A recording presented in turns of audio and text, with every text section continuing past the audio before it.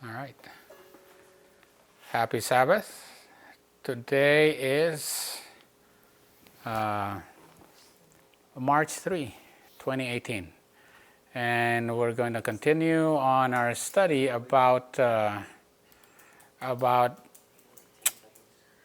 line of the Millerites, specifically looking to understand what sunset is. Because the parable of the 10 virgins included a waymark called sunset, right? And we know what the waymark of midnight is. We know what but we also need to know what the waymark of sunset is. So we've been studying about the preparation day, which is the day of probation. And the close of probation is the end of the preparation day, right? And at the end of the day, if it's preparation day and that day ends, it will be a beginning of another day, right? And that's the day of the Lord, right? Okay, the preparation day and the day of the Lord. Okay, and see, we did many lines before, and we were putting it all together to study the preparation day and the day of the Lord. So now we're going to continue here and review where we were at. So we had the line of, here are the virgins. They had to come and be gathered at the bride's house, right? And when they were called to come and join together, it was sunset. So this is actually sunset right here, right? When they were called and then they lingered. When they were waiting, thinking that the bridal party is going to come and take them to the wedding party. But they were lingering and waiting, and they fell asleep, right? But the wise virgins, they had a flagon and they had also a lamp. Right? They had a flagon and a lamp. All right? From the beginning, they had a flagon and a lamp because they were anticipating a delay. Right? Eventually, they fell asleep, and then at midnight there was a cry, "Behold, the bridegroom cometh." Then they all woke up. Right? But there was no more oil to be sold. See, when there's no more oil, it really is effectively a close of probation. And then those who were ready were able to enter at the door, right? They went on a procession and entered, and those who were not ready were left out, right? Okay, so we saw that also lines up with the story of Noah, right? Noah was preaching here. He was calling, and he was giving a probation for 120 years. My spirit will strive for 120 years, right? But after 120 years, it will no longer strive with you. And there was a in this story we can see that there was a visual test that was given. That's test number 2. A visual test that was given, which shows that the animals came in, and it was the manifestation of God's power. The problem is that the people rejected. They rejected this, right? They rejected. They see these animals walking in without any apparent guidance. They all walked in. They flew in, right? And then Noah and his family went in, and then the door was closed, right? And it took them how many days to be inside? 7 days here, right? Before the flood started. Okay. And then we also we were doing the Passover. Passover, the lamb was chosen. The lamb was chosen on the 10th day of the first month. They have to choose a perfect, unblemished lamb, right? Right. And then they have to keep it until the 14th day of the first month at even. So at the even. So on the 13th day, and when it comes to sunset, they have to kill the lamb, right? And that's beginning of the 14th day. The beginning of the 14th day is the, what feast is it, the 14th day? The Passover, right? You said this morning on the 14th day, if they will cut the lamb. Right? It the beginning of the 14th day. It's the beginning of the 14th day. They cut the lamb, right? And then what happens? They have to prepare, and they have to prepare their unleavened bread and their feast with bitter herbs, and they have to get ready, right? Because what happens at midnight, and they have to put the what? Put the blood on the doorposts, right? Because what? And then they eat the bitter herbs and the unleavened bread, because the angel of death will come at midnight, right? The angel of death comes at midnight. And then after that there will be a cry, because the Egyptians realize that all their firstborn have been killed, right? So that's their close of probation. So if this is the end of probation, meaning this is the beginning of another day, this is the day of the Lord. This is the preparation day. The preparation day ends, so this is the day of the Lord, okay? This is at midnight, right? This means the day of the Lord. Okay, all right, so this is where we kind of ended last time. Oh, remember also, on the preparation day when you are gathering manna, how do you have to gather double portion? Right. And do you gather double portion just before sunset? When do you gather your double portion? In the morning. Why? No. Because when the sun is up, what will happen to the manna? It will all melt away. At noon, it's going to be all gone, because when the sun is high in the sky, all the manna will be gone. You can only collect in the morning. That's why I put it here. That's why they have to have their flagon and their lamp early. You collect your double portion of manna early.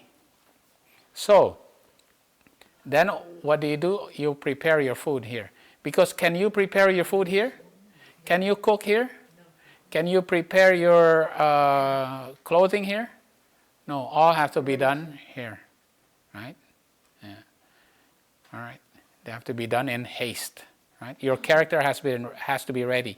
They have to be standing with their girds, loin girded, and a staff in their hand. Their character has to be ready. They have to already receive the reproof from God, right? Their character has to be ready. Their loins are girded, right? Their loins are girded here. They're ready. Okay. Right, now we're going to go a little bit more. What also happens in the day of the Lord? Okay. And the story is the story of Jacob. This is what I was telling you. Our study in the Sabbath school. And is there a story of Jacob where he had to undergo a midnight experience? Right. That season of distress and anguish will require an effort of earnestness and determined faith that can endure delay and hunger, and will not fail under weakness, though severely tried. Oh, this is going to be a time of testing time. There's going to be a time of trouble. The period of probation is the time granted to all to prepare for the day of God. Oh, that's the day of God, right? If any neglect the preparation and heed not the faithful warnings given, they will be without excuse. Jacob's earnest, persevering wrestling with the angel should be an example for Christians. So when Jacob was wrestling with the angel, that was the day of God, right? That's the time of Jacob's trouble, right? That faith which will live through the time of trouble must be daily in exercise now. You got to have the faith now. Those who do not make strong efforts now to exercise persevering faith will be wholly unprepared to exercise that faith which will enable them to stand in the day of trouble.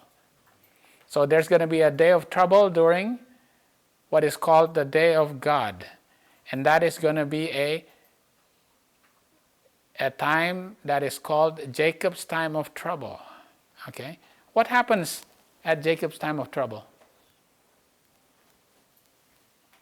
What comes down?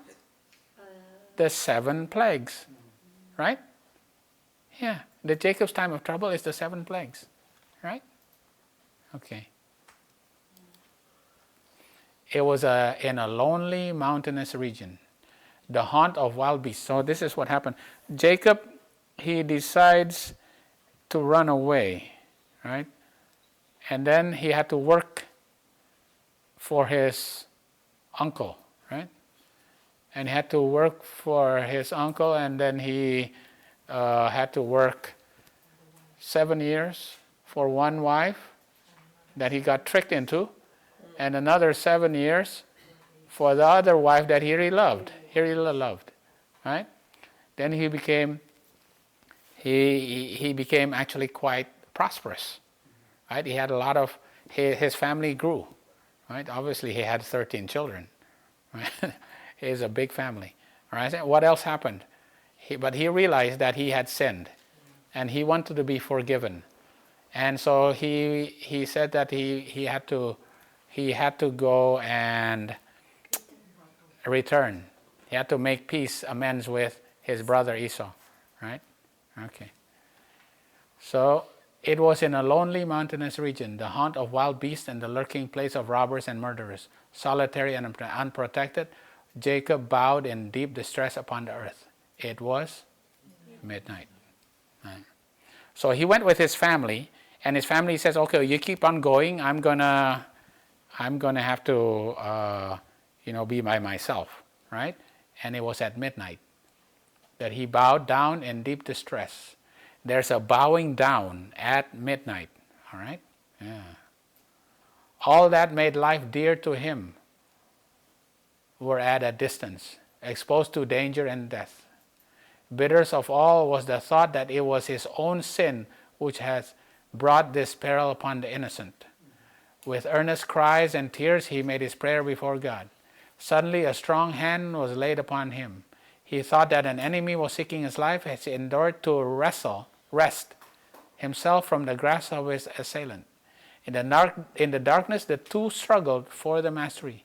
Not a word was spoken, but Jacob put forth all his strength and did not relax his efforts for a moment.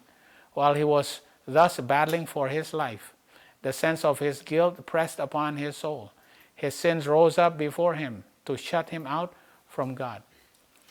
But in his terrible extremity, he remembered God's promises, and his whole heart went out in entreaty for his mercy.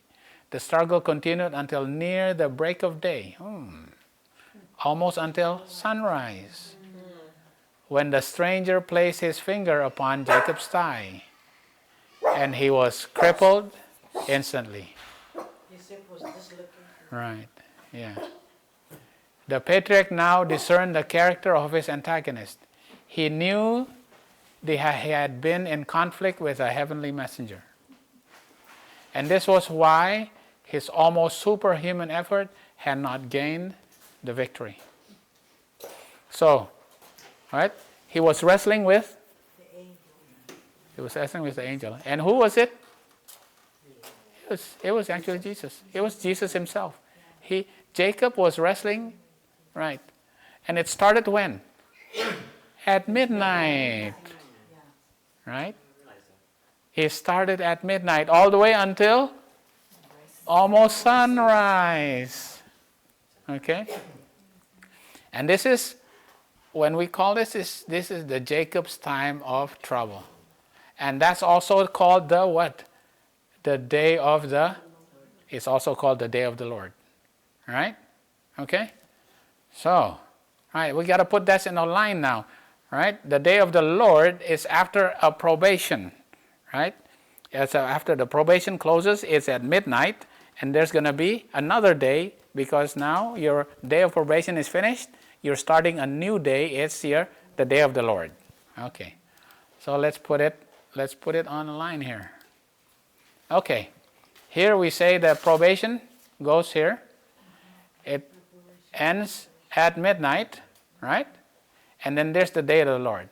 And so we see that what happened to Jacob, what was he doing at midnight?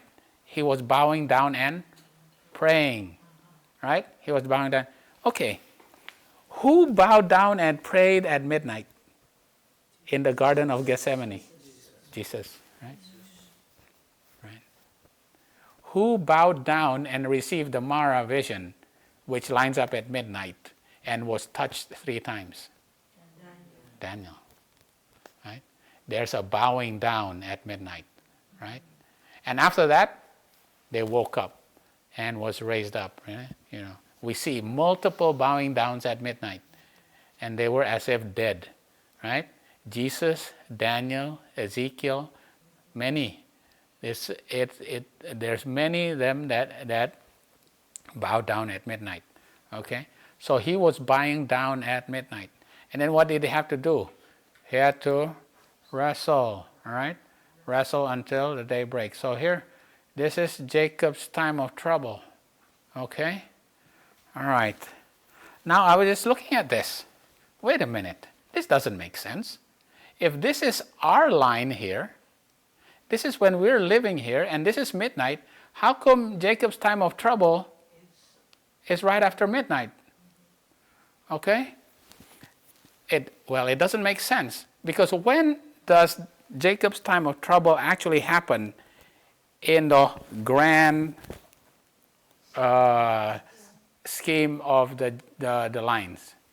The line. When does it actually happen? After Michael stands up, right? Then it will be Jacob's time of trouble, right? Yeah. It doesn't happen here. Well, it happens when your probation is closed. That's right. Yeah. Yeah. That you are ready to be received by Jesus. Absolutely.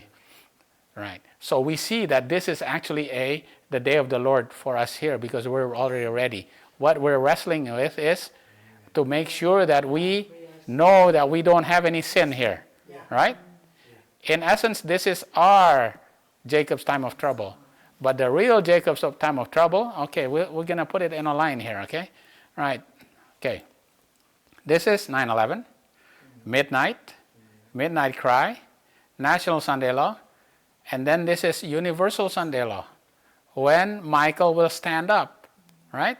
And Michael stand up, and then Jacob's time of trouble, right? But the thing is that for us, this is where we are right here, right now. This is where we're living, okay? And we realize this is our preparation day, right? For the priests, because it ends at midnight, okay?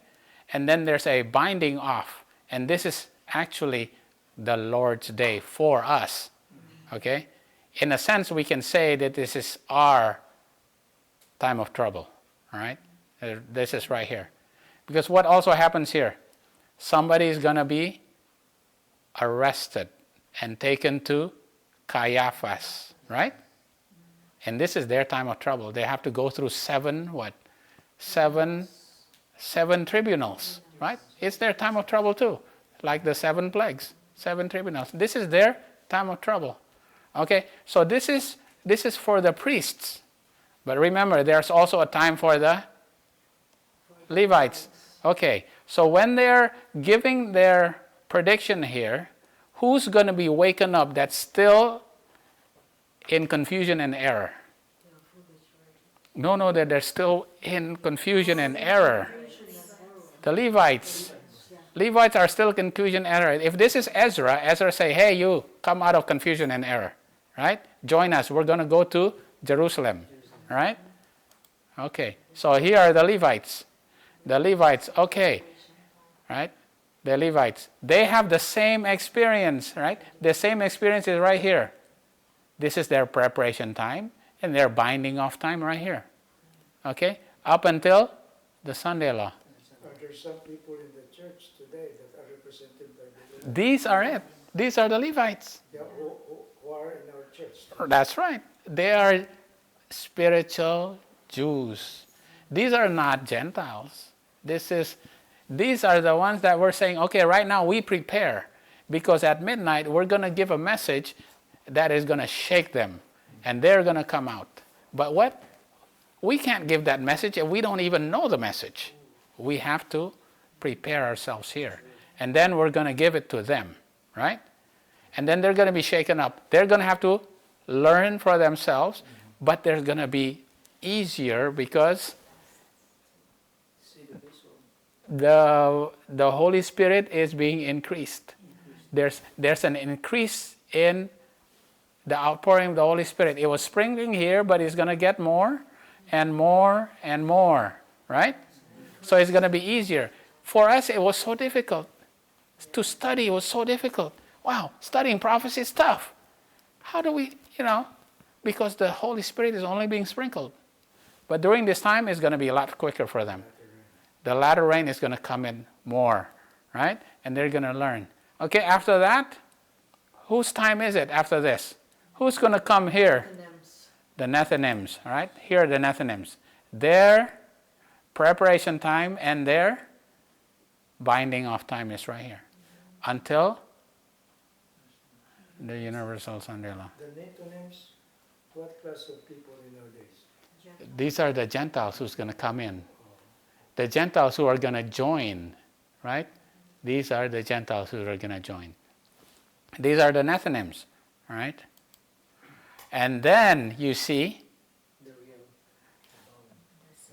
that's when this is the day of the Lord, right? This is the day of the Lord, and then you see the time of trouble, right? Then you see the real. But you can see a time of trouble for here too. And there's going to be a time of trouble here. There's going to be a time of trouble here too. Then you will see that this is the Jacob's time of trouble right here. Okay? Right? See? So it's like it's on different time zones. See? You see different time zones. So if this is midnight, if this is sunset, this is sunset for not the priest. It's sunset for the leaders, for the hypocrites. It's sunset for the hypocrites. There's going to be a sunset for the priests.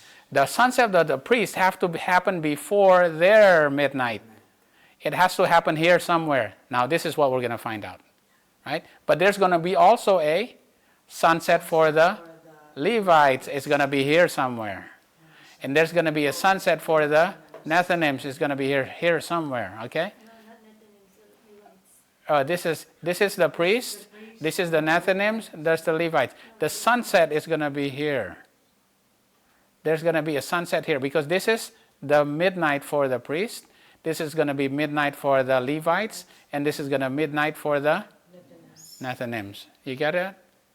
Yeah, I'm looking at the diagram that the shaking time will basically be felt by the church when the Nethinims comes in. That's right. Because there will be a lot of people from the church will go out. That's right. So That's right.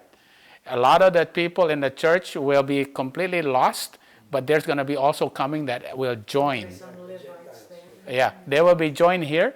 What those who are lost will be taken over by those who will give up their crown, and somebody else will take up their crown, right? This is the Nethinims will take up the crowns of those who were living here. The foolish Levites that don't want to accept, right? Okay. So this is like a time zone. You think of it as a time zone. So we know that there's going to be sunset here, right? So I'm just going to concentrate on this part right here. There's going to be a sunset right here because this is for us, right? This is for us. For us, we have to know when our sunset is, right? Because we know when midnight is. Midnight is when somebody's going to arrest us and take us to Caiaphas and ask us, do you believe in the literal Son of God? And if you says, I do believe in the literal Son of God, what are they going to say? That is so contradictory to what our beliefs say that we have to call you a blasphemer. Just like Jesus at the time of his arrest at midnight, right? So Ralph, Yeah. before midnight, for us who are now diligently studying Yeah. spiritual, we are already prepared by that time. That's right. We are preparing for. There's a preparation is time. done, basically. There's gonna be a sunset here. This is what we're trying to figure out. What's the sunset here? We know this is the line, because Ellen White said every waymark, every word in the parable we have to study, because it's gonna be repeated for us. Okay. All right. Okay. Now we go. All right. We'll continue here. We go back to the time of Jesus when he was on the Mount of Olives. Remember this, Auntie Maria and Uncle Pete? Oh, yeah. Where's this? Mount Olives. What are you looking down through the valley of Kidron here? Yeah. You see the east gate, right? That's the east gate. And you see the temple. And that's west over there. So Mount of Olives on the east side, right? You go through the valley, and then there's the what? There's the east wall, all right? The east wall, okay? You're looking at the wall. And Jesus was looking down. And what did he see? Christ was with his disciples, and is seated upon the Mount of Olives. The sun has set behind the mountain, see? The sun has set behind there. And the heavens were curtained with the shades of evening. In full view is a dwelling house lighted up brilliantly as if some festive scene. They're looking down, hey, you know what? There's going to be a wedding party. And there's some virgins out there waiting for the bridegroom to come. So, that is a literal object lesson. All right? Okay. All right. Wow. Now, before we go here, okay, we have to know that at the time of when Jesus was sitting at the Mount of Olives, right, we have to see that that's during the 1 week of the time that just during the time period, the 1 week called the Passion Week, right? Right, the Passion Week before Jesus was crucified, right? Okay, yeah, the Passion Week, right? Yeah, they call it the Passion Week, all right? So the Mount of Olives is sunset, right? The Mount of Olives is sunset before midnight, right? He's giving the parable of the 10 virgins. But in Matthew 25, he's also giving the parable of the servants, remember? The servants with 5 and then 2 and then one talent, right? That's Matthew 25. So he gave the parable of the virgins, and then he also gave the parables of the servants who are wise and invested their talents, all right? Then he also gave the lesson to the disciples to do good for those who are hunger and thirst and stranger, inasmuch as ye do it unto them. Ye did not unto one of these, the least of these, ye did not do it unto me, right? These are all Matthew 25, right? And right after that, this was after sunset. What did he say in Matthew 26? And it came to pass when Jesus had finished all these sayings, he was saying all these things about Matthew 25, right? It meaning after sunset. What did he say unto his disciples? Ye know that after 2 days is the feast of the Passover, and the Son of Man is betrayed to be crucified. Okay, what day is he going to be, what day is the Passover? 14. The 14th day of the first month. This sunset is 2 days before that, right? So what day is it? The 12th day of the first month. This is sunset at the beginning of the 12th day. All right? Remember this. I want you to remember this. right? This is very important, right? This is the sunset of that's the beginning of the 12th day. Because he say in 2 days' time, what is he doing? What is he doing? He's making a prediction. What is this prediction called? Prediction before midnight. That I am going to be betrayed at midnight. All right? So this is where we get the prediction before midnight. He makes a prediction of before midnight after sunset. Right? He gives the parable of the 10 virgins and it was sunset. And then after he does all of that, he gives a prediction before midnight. Okay? You see that? Yeah. Okay. Because at midnight, he's going to be betrayed by one of his own disciples. Says that? In 2 days is the feast of the Passover, and the Son of Man is betrayed to be crucified. You get that? Yeah. This is very important. Right? I didn't know how simple this is, yet so important. Right? How simple it is. Okay. All right. Okay. Let's see. Let me see. I have my notes here. I don't want to miss anything. Right? Now, we don't know what happened between the 12th day and the 13th day. There's not much in the Bible that says about this.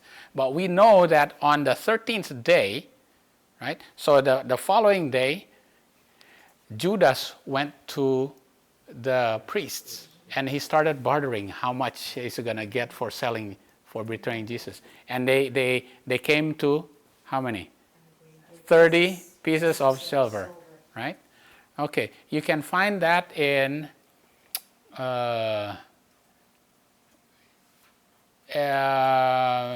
Luke 22 verse 7, right? They was bartering because it was the 13th day, just before the lamb is to be killed at even, at the beginning of the 14th day, right? Right.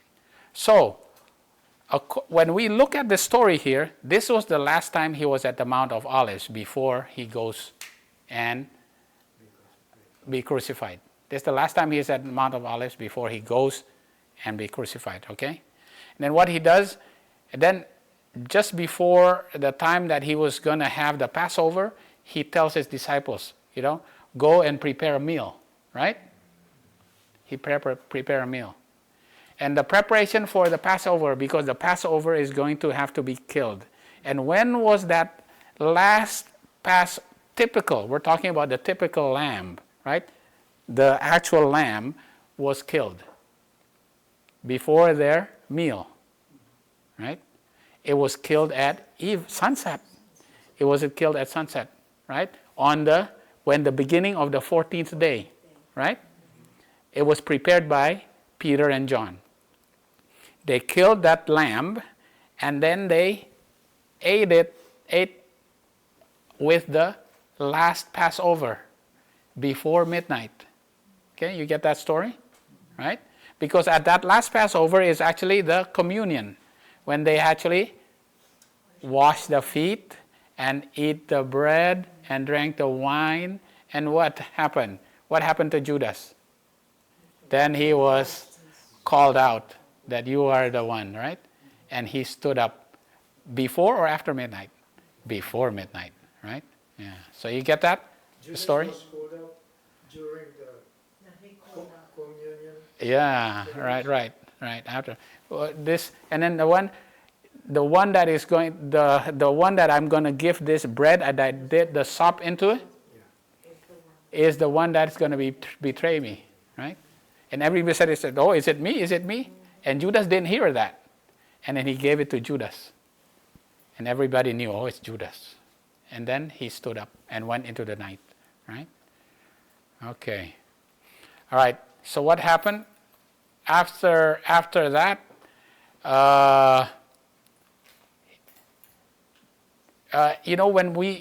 when you go to Jerusalem and they say the Last Supper happened in Jerusalem, right? Because we know that because Jesus had to cross over the Kidron Valley to go to Gethsemane, right? So if you're in Jerusalem yourself, how do you get to Gethsemane? Gethsemane is actually right underneath here. Mount Olives is here, Gethsemane is right down here, and that's the Kidron Valley. So when they have their Last Supper, Jesus had to actually go and cross the Kidron Valley, right? Right. To get to Gethsemane. Right? Yeah. Yeah. And yeah, that's also a symbol also. Because the Kidron Valley was overflowing with the blood of the lambs. Right? Yeah, with the Kidron Valley, the brook that it had the blood of the lamb that was being slain right up here. Because that blood will flow down into the river, right? So when he crossed that river, he said, what is he actually symbolizing? This Passover lamb is done, is finished. I am the Passover. No more killing of the literal lamb, right? The typical lamb. I'm the anti-typical lamb. I am here, ready to be sacrificed. I'm the anti-typical, all right? Okay, and after midnight, while his 3 disciples slept in Gethsemane, Judas was preparing to come and get him. And he came with a mob and took him to the priests and the government, the state and the church, right? He was taken to the state and the church. And he was taken to how many tribunals? 7 tribunals, right? And it was with the state and the church. And the state and church effectively will close their door, right? Because he pronounced, from now you will see me, right? Caiaphas, you will see me when I come back again, right? He closed the door on Caiaphas, right?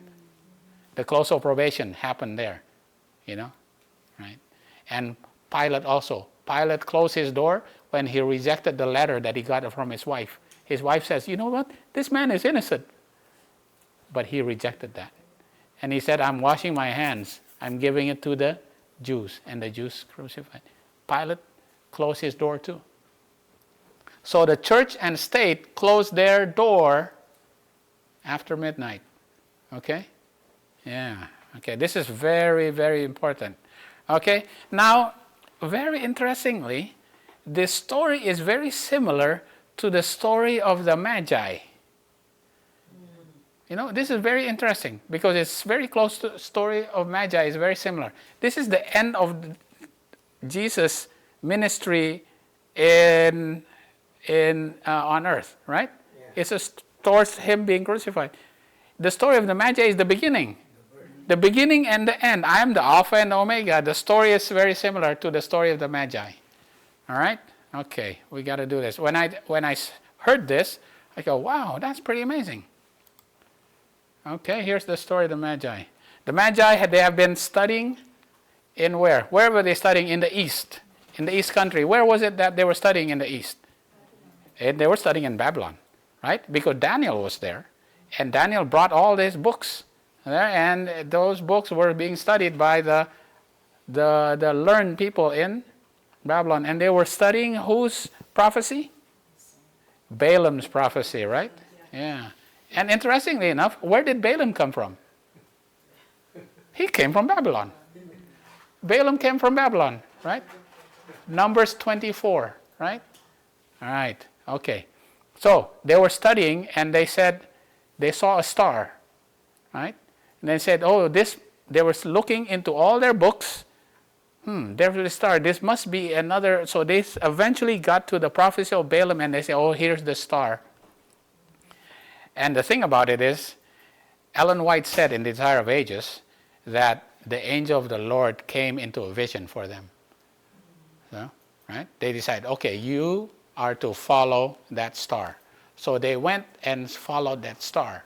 By a vision was told to them. The Magi received the vision to follow the star. So they followed the star. And then when they have reached the land of Israel and are descending the Mount of Olives. Because where were they coming from? The east, right? So if you're coming from the east, where do you get through? You get to the Mount of Olives and you go down into the Kidron Valley, right? Right. with Jerusalem in sight, when lo, their star has guided them all the weary way, rest above the temple, and after a season fades from their view. Right? Okay, we know this story. We read this Desire of Ages many times, right? So they go in. This is, where's the king? Nobody knows. What? Nobody knows. Right? So they go to the king. Who's the king at that time? Herod. Herod, which Herod? Okay, which Herod? Herod the Great. Remember, this is when Jesus was born. This is Herod the Great, the father of Herod Antipas. All right, Herod the Tetrarch. This is the father, right? Right. They go to Herod, and what was Herod's reaction? Fear. He was troubled, right? And he says, we come from the east, and we're looking for the king. And what? Herod was troubled. Oh no, somebody is gonna usurp my throne, right? Yeah, somebody is gonna usurp my throne. He says, go find, right? Who did he call? That's the church. Yeah? The priests. And what did he say? Do you know where this king is supposed to be born? Now, what did the priest know? Yes, they knew. Knew. What did they say? They quoted what? They quoted Malachi. They quoted Micah 5 verse 2. They said, yeah, we know. There's going to be a king that's going to be born. But thou, Bethlehem Ephratah, though thou be little among the thousands of Judah, out of thee shall come forth unto me. So he's going to be born in Bethlehem. It's according to Micah 5 verse 2. So they said, but what happened to them? They were so indignant that a Gentile came into their area looking for a king. They were so indignant that they did not want. Did they want to go to Bethlehem themselves and look for themselves? No, they didn't. Right? They didn't. Okay? All right. They determined to show their contempt for the reports that were exciting King Herod and all Jerusalem. King Herod was troubled and became very excited. They would not even go to Bethlehem to see whether these things were so. And they led the people to regard the interest in Jesus as a fanatical excitement. Oh boy. You believe that Jesus is here? You're fanatics. Here began the rejection of Christ by the priests and rabbis. Oh. Even while he was still a baby, he was rejected.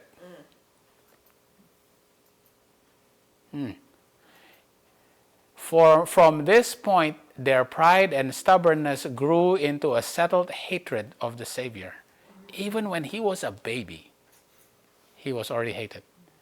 While God was opening the door to the Gentiles, what was happening? The Jewish leaders were closing the door to themselves.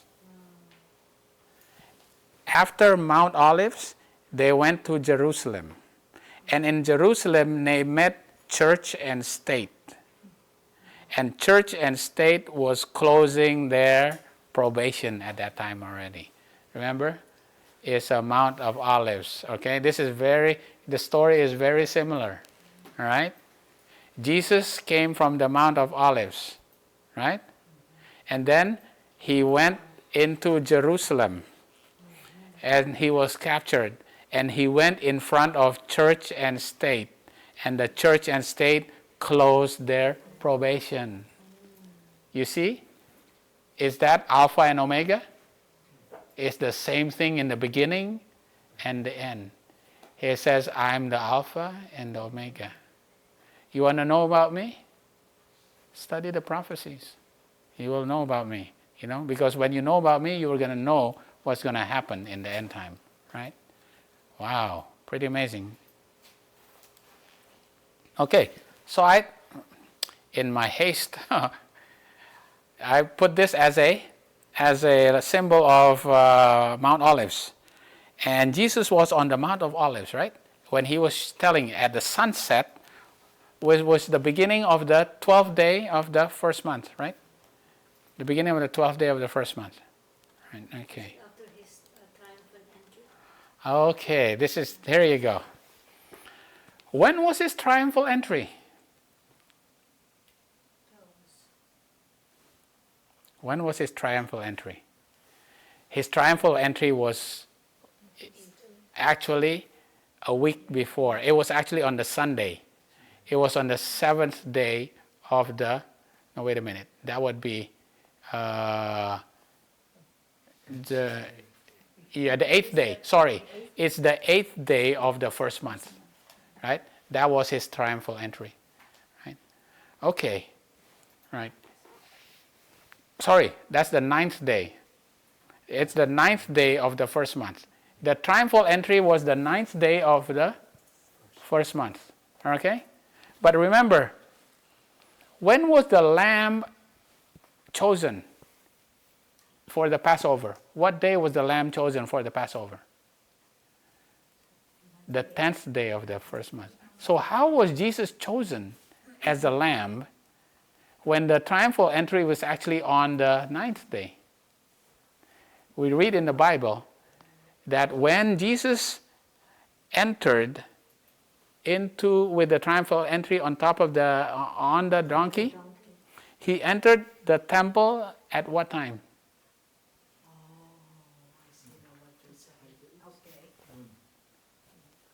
At even. At sunset. Meaning, he entered the temple on what day? The 10th. That's why the lamb was chosen on the 10th day. Right? Okay. You see that? Right? And then he went back to Bethany. Right? And then the next day, this is still the 10th day, he went back to Jerusalem. And then he saw a fig tree that had all the leaves. And he says, where's the fruit? There's no fruit, what? It is be cursed. Don't let it encumber the earth. Right? Right? And then he went to Jerusalem. And what did he do when he went to Jerusalem? He cleansed the temple. He cleansed the temple. Right? After he cleansed the temple, he came back. And he went back to Bethany. Right? The story, you gotta read the story. It becomes very interesting.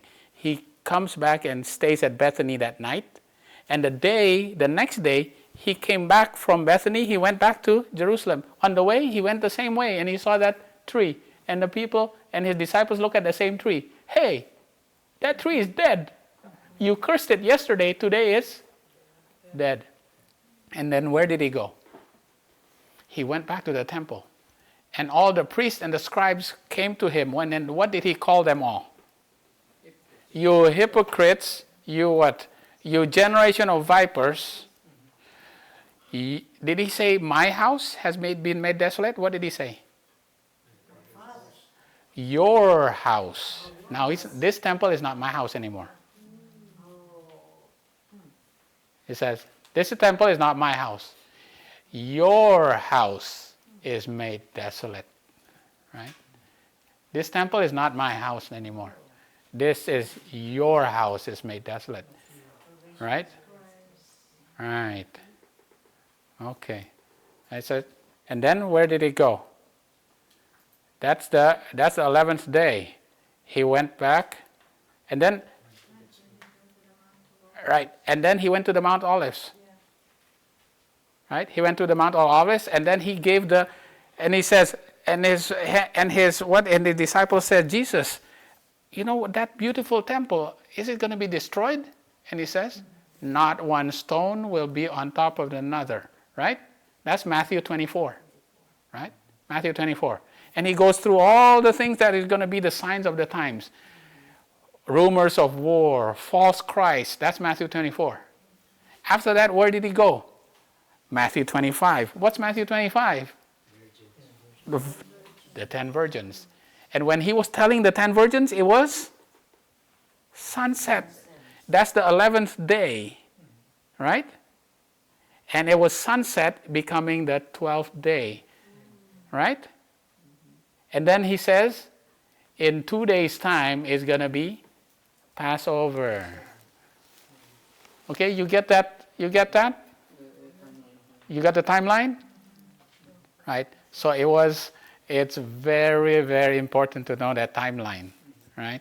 Yeah. I had to look this up this morning to look it up to get this thing straight. Right, yeah, right. So it was actually Passover. the 14th day, right, is the Passover. Now, what day of the week? It doesn't matter what day of the week because it's a floating feast. It can happen any day because the first day of the first month depends on the barley harvest and the new moon. When the new moon comes up after the barley harvest, it could be any day of the week. It could be on a Tuesday, any day of the week. So the Passover is a floating feast, right? It can be any day. It just so happens that it happened on a Friday, at 31 AD. Yeah, 31 AD. Well, actually, it has to be. It has to be. Yeah. What I mean is the Last Supper. When was the Last Supper? What day is that? Yeah. On a Thursday? Yeah. The Last Supper, it's actually on a Thursday at even, and in the morning, in the Thursday at 6 o'clock, right? Because that's the beginning of the 14th day, right? And then the midnight, and then he was captured, and then he was crucified on that afternoon, right? So you got the timeline there? Yes.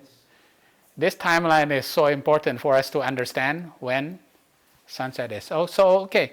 So he was crucified. I mean, he had a triumphal entry on the 9th and the 10th day because he entered at even on the beginning of the 10th, right? Yeah.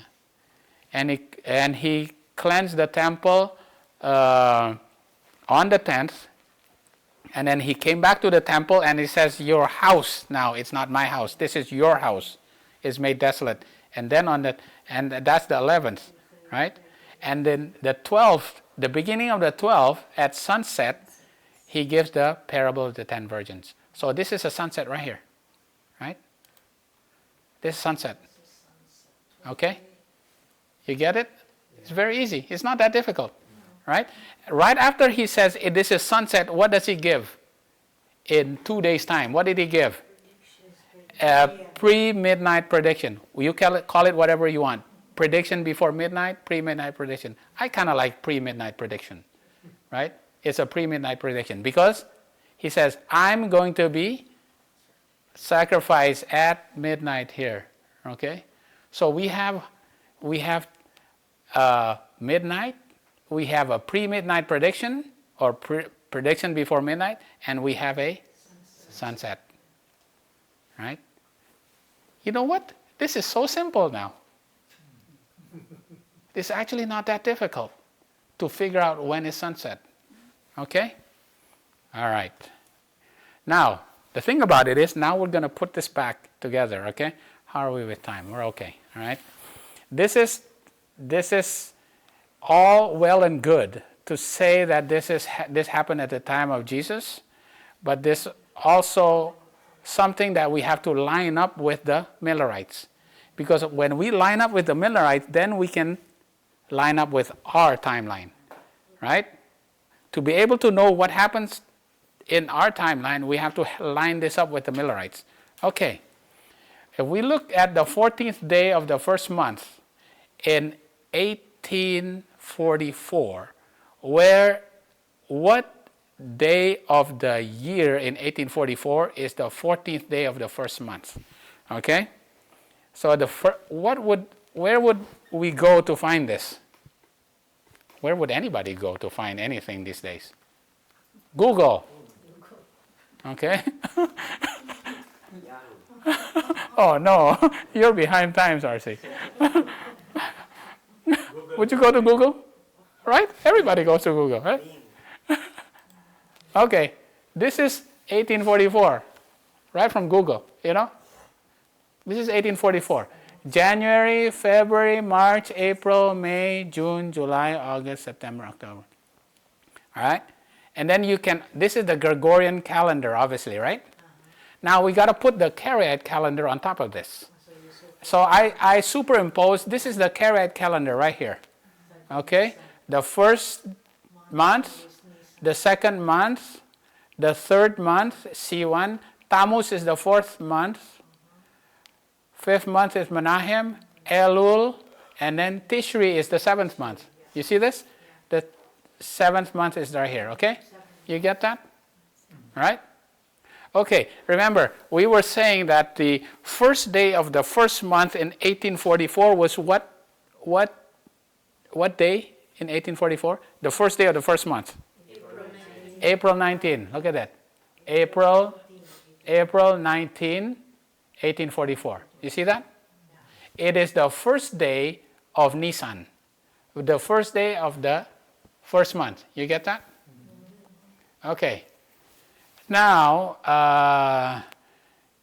when Jesus is supposed to come is the 10th day of the 7th month. Okay, when you go here to the 10th, the 10th day of the 7th month. This is the 7th month down here, which is Tishri. The 10th day is October 22, 1844. You see that? Yeah. See? As long as you know that this is the first day of the first month, you can figure out when the 10th day of the 7th month, right? Yeah. Okay. What day is the 14th day of the first month? Okay. Let's just look at it. I got it here. May 2nd. May 2nd, 1844. All right. Okay. May 2nd, 1844. This is very important now. What happened on May 2nd, 1844? There's Samuel Snow wrote a letter. See, this is what we were teaching about. Samuel Snow wrote a letter. Okay? Okay. You get that? You got the picture of that? I had fun making this. This is like, it was an eye-opening to me. Oh my.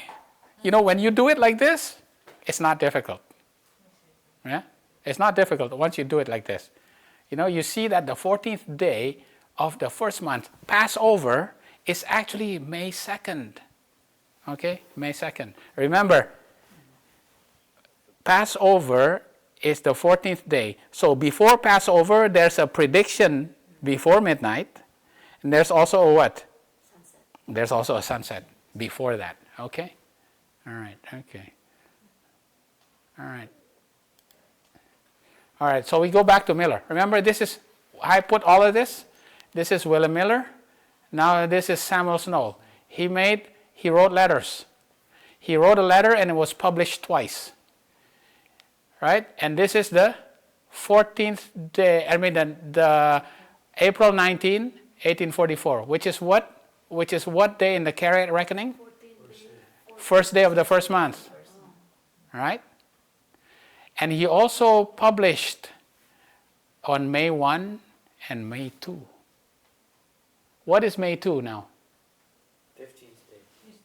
The 14th day is the 14th day. This is Passover. Right? May 1 is the 13th day. All right. So what did he actually publish? Let's go up here. We did this before. Right? I put this here so we can go back to it easily. Where is the fifth day of the second month here? Yeah. Here you go. What did he figure out? That in the midst of the week, in the midst of the 70th week, is the spring of 31 AD. Jesus was actually crucified on Passover. Daniel 10. No, that's Daniel 9, right? He was crucified on the Passover day, right? His understanding that this is Passover. He happened to publish it on May 1 and May 2. And May 2 happens to be Passover. And that understanding led him to confirm that October 22, 1844, right? Because that's the 70 weeks. Now my question is, what was the main primary prophecy that they were studying to figure out October 22, 1844? The main prophecy that they were studying. 2,300 days, right? They were studying 2,300 days, right? And they say, they started at 1843. It was wrong. Then they say it's May 1844. They were wrong. And they say it's April 19, 1844. They were wrong, right? What were they studying? October 22, 1844. It was the end of the 2,300 days. Daniel 8:14. But how was it that they were now able to figure out that October 22 is 1844 is correct? By understanding which prophecy now? Daniel 9:24, which is the 70 weeks. Because in the middle of the 70 weeks, that understanding came to them about the Passover, that Jesus was born, that Jesus was crucified. Do you get this? To be able to understand the 2,300 days, you have to understand what also? The 70 weeks. So they had a partial understanding of Daniel 8:14. Their understanding of Daniel 8:14, which is the 2,300 days, was only partial. It's only when they understood Daniel 9:24, the 70 weeks, were they able to understand the whole picture. Because the 70 weeks is within the 2,300 days. You get that? I think the Holy Spirit of the Lord had really worked. It's amazing. It has to be. It has to be. Why the 70 weeks?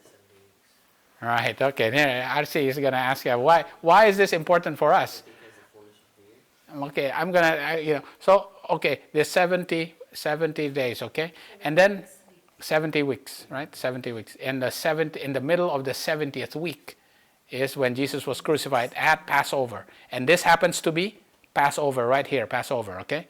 And then on June 27, what do you say? Oh, you know what? Our disappointment was actually a mistake. The disappointment that we went through was actually a mistake, and that we are now in a tarrying time, right? We're now in a tarrying time. That disappointment was actually God's hand, you know what? Covering a mistake, such that several of the figures were incorrect, right? There was only one mistake, right? Right. Okay. It was a mistake, but it was God's providence that nobody knew it, so that we can be proven whether we're going to study this more ourselves and figure out, right? It's going to be a shaking message, right? And then eventually, July 18, what did they say? Then he printed the confirming the covenant, because he said Christ confirmed the covenant for 3.5 years. After that, the disciples confirmed the covenant. And then that's midnight. This is midnight. So, okay. Now, you get that, all that? Now, we can put it now into our line, right? So, when is sunset for us? Remember, they were studying a prophecy that they didn't completely understand. But on May 2nd, May 1 and May 2, then they studied another part of that prophecy that they were able to combine it to be able to understand the big picture. Okay? All right? Okay. All right. Okay, so for us, we're coming to down the stretch here, right? We're studying prophecy, right?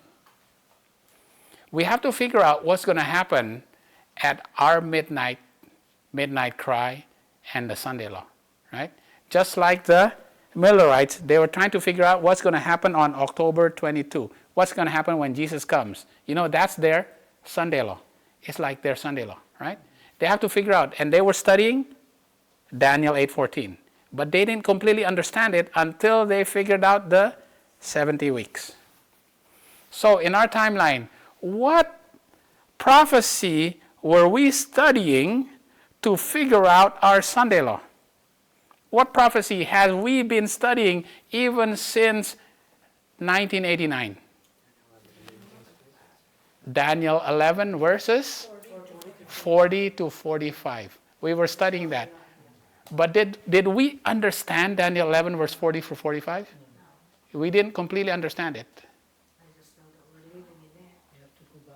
Only when we studied what? The whole picture. That we're able to understand the whole prophecy. What did we actually figure out that we can add to Daniel 11 verse 40 to 45 that we can understand the whole prophecy? Daniel 11, 1 to 39. Oh boy. What does that mean? Midnight sunset is here.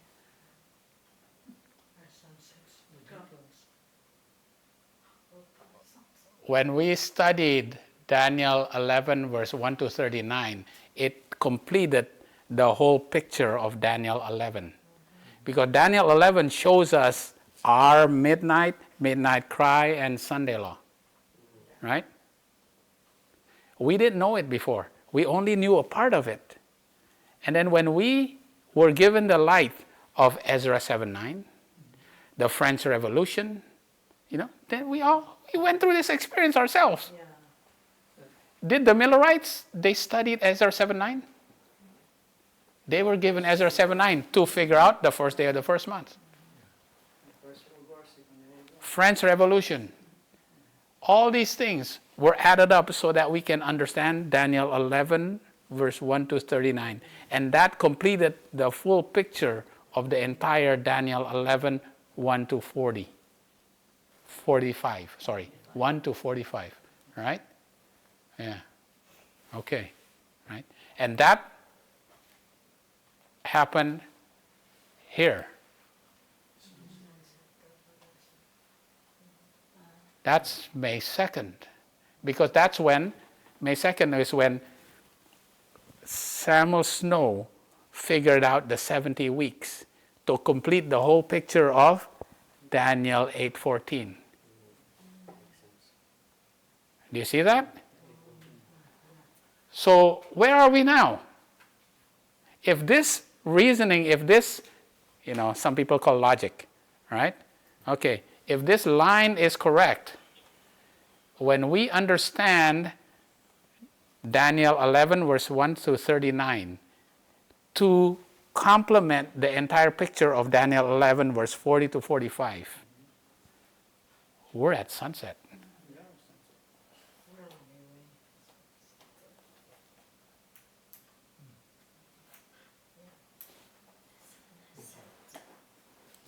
Because then, what happens after sunset? You give your prediction every midnight. And that prediction we understand the prediction before midnight here, right? Because who is that prediction we're going to give to? Just like the Magi. He went to the church and said, who did Jesus give the prediction to? The church and state, right? Caiaphas, Herod, and Pilate, right? All right. Now, my question is, the prediction of midnight, your probation is going to close. But remember, what did the Magi do? They said, we come here from where? East. We come here from the east. And what are we bringing you from the east? Tidings. Tidings out of the east. And what happened to the king?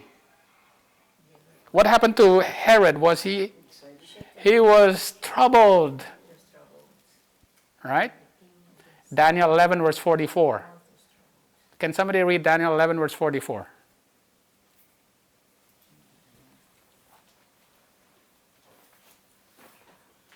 But tidings out of the east and out of the north shall trouble him. Therefore he shall go forth with a great fury to destroy and utterly to make away many. The tidings of the east and the tidings of the north will trouble the king. And what is he going to do? He wants to destroy, he wants to persecute, he wants to kill Jesus, right? That's Daniel 11 verse 40. 44. Okay. And the tidings of the east. Now go to Psalms 48. Go to Psalms 48. And what happens to the king? Psalms 48, verse 4 to 8, I think. For lo, the kings were assembled. They passed by together. They saw it, and so they marveled. They were troubled. And wasted away. Fear took hold upon them there, and pain as of a woman in travail. Thou breakest the ships of Tarshish with an east wind. Oh, with the east wind. So the tidings out of the east that trouble the king is the what? Is the east wind. Are we going to give a prediction here that's going to trouble the king about the east wind? What's the east wind prediction? Islam is going to consolidate here. And Islam is going to hit right here. Wow. Do you see that? We have to know this before midnight. But what do we have to do? Prepare. Because what happens at sunset? We have to have all our affairs straightened out at sunset. Before we get. And that is when the prophecies are all combined. They didn't know part of they come together, right? They knew Daniel 8:14, but they didn't completely know it until they added Daniel 9:24. We knew about Daniel 11:40 to 45, but we didn't know it completely until we added 1 to 39.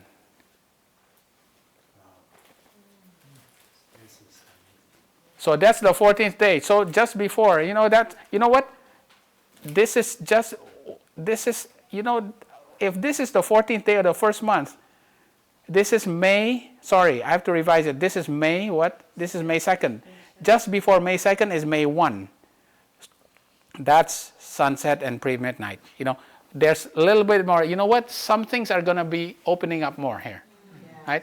There's more, but we know we are now at very close or at sunset.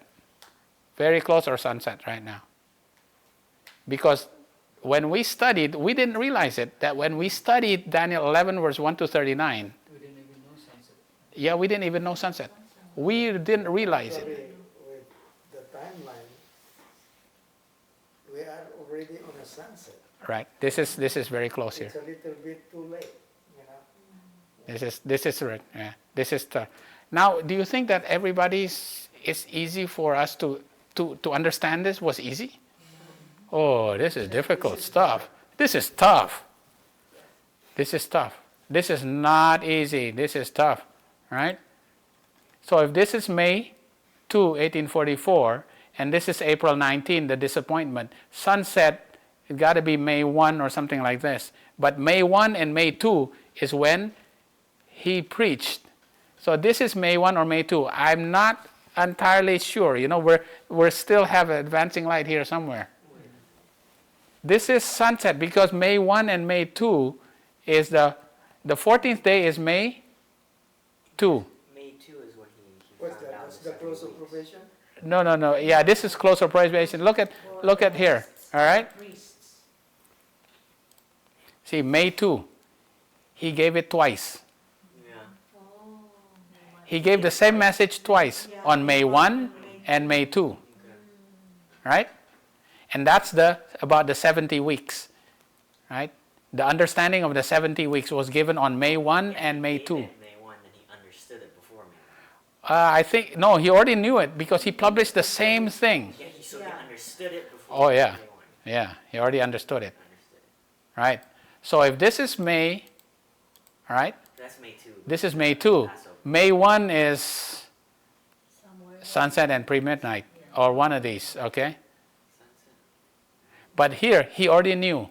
At sunset, he already knows. So, Could it be a time before? we don't know any other time, we don't have any other days before May 2 and May 1. So May 1 and May 2, May 1 is one of, maybe this is together or something. Maybe. Yeah, but this is May 1. But he knows 70 weeks. He understands 70 weeks at May 1 already. That's sunset. So, brothers and sisters, we are close. If we are living the exact experience of the Millerites, and Ellen White said, it will be repeated to the what? To the letter. We got to know what happened to the Millerites. And looking at the sunset, when you are at sunset, the study must be complete, because Right. how can you make your prediction Right. at midnight? That's right. Yeah. Very good. So by that time, you are done. This is what we're saying. After we finish studying Daniel 11, have we basically finished most of our prophecies that we need to know? It seems like. It seems like, you know what? There's, at sunset, there's no more oil that's going to be. All the prophecies that we need to know, we know already. That's true. I'm telling you, there's so many prophecies that we've gone through and we never knew before. But when it culminated at Daniel 11, verse 1 to 39, and we added that to Daniel 11, 40 to 45, that's sunset. Because that's May 1. And because May 2 is midnight. That's the Passover, right? Okay, all right. This is, when I remember I told you a couple of weeks ago, when I was studying this, I said, this is scary. This is scary stuff. This is scary stuff. But we do not have to worry. No. If you've been studying and preparing, right? If you're studying and preparing, we had no idea what we were doing when we were studying this. Little by little, it was just being added and more and more and more. But now we can see it. Okay? All right. In the time of Christ, the people of Palestine lived in walled towns, which were mostly situated upon hills or mountains. Did we have to climb those hills and mountains going up to Jerusalem? Yes. The gates which were closed at sunset, right? The gates are closed at sunset, or approached by steep, rocky roads. It's not going to be an easy close or probation. To enter into the sunset, you have to go through probation. It's steep and rocky road. And the traveler journeying homeward at the close of the day often had to press his way in eager haste. They got to be what? Diligent and eager haste. Up the difficult ascent in order to reach the gate before midnight.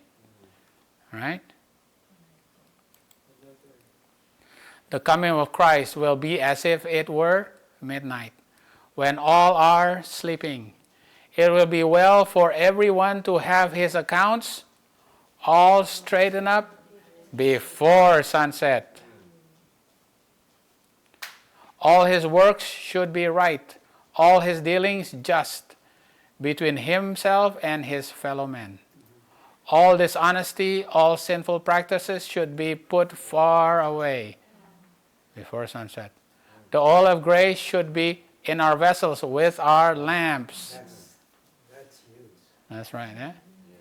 There will be some at that late day. Okay, some people, you know what? I want to sneak in just before. Can you sneak in? No. You can't sneak in. You have to be gathering your oil what? In the morning. You can't sneak in before sunset. Yeah. There will be some at the late day who will have the appearance of being Christians, but their identity with Christ is only a deception. Sad indeed will be the condition of the soul who has had a form of godliness, but had denied the power thereof. Who has called Christ Lord, Lord, and yet who has not his image and superscription. The foolish virgin, see, he's talking about the foolish virgins at sunset, before midnight. The foolish virgins flattered themselves that they would have mercy, that they would obtain an entrance into the marriage feast. But the master answered their plea for admission with a stern refusal, saying, I know you not. And the door was shut. Right? Wow. You know, this has been a long study. You know, it all started with Psalms 23. Psalms 23 has been such an amazing experience for me to put together and share, you know. And adding this, the prophecy of the waymarks and the timeline of the Millerites, to see the waymarks of midnight cry, you know, 9/11, Sunday law. But pre-midnight prediction before midnight, and sunset. To be able to line that up and realizing that we are actually living the experience of the Millerites right now. This is amazing. And that is a more sure word of